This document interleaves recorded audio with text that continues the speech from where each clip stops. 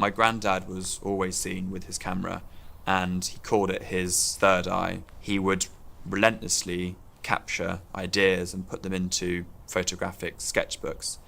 He could see what other people couldn't see and would say that you can walk down the street and see nothing, or you can walk down the street and see all of the beautiful colours and textures in nature.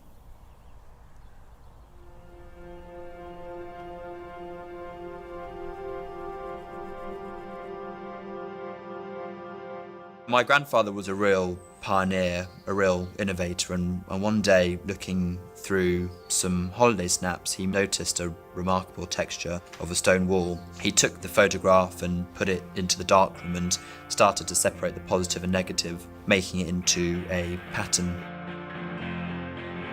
I suppose at this point he realised the remarkable potential of this idea, faux texture, photographic texture, which would go on to create a new language of design.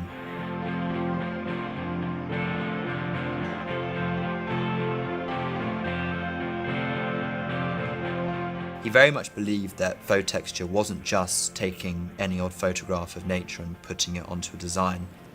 It was about understanding nature's rhythm and flow, and so he relentlessly would document cracked mud, bark, or straw, reinterpret the designs, chop them up, and put them into repeats, and using appropriate colour with the sensibility of the designer to create a unique and interesting product.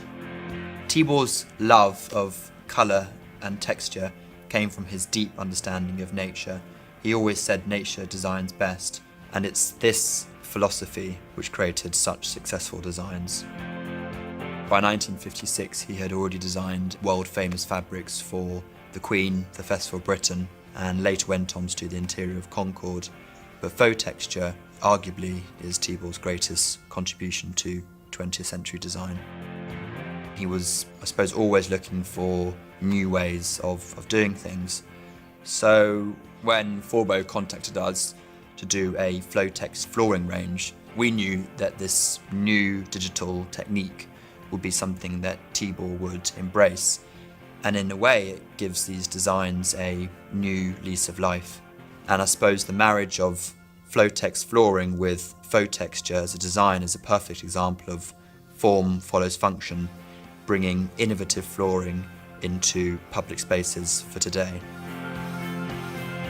What's so remarkable about faux texture and how appropriate it is for the faux-tex flooring is the timeless nature. They are, in their very nature, classic and modern and appropriate for not only the public spaces of the 1950s and 60s, but are just as suitable for 2016 or 2050.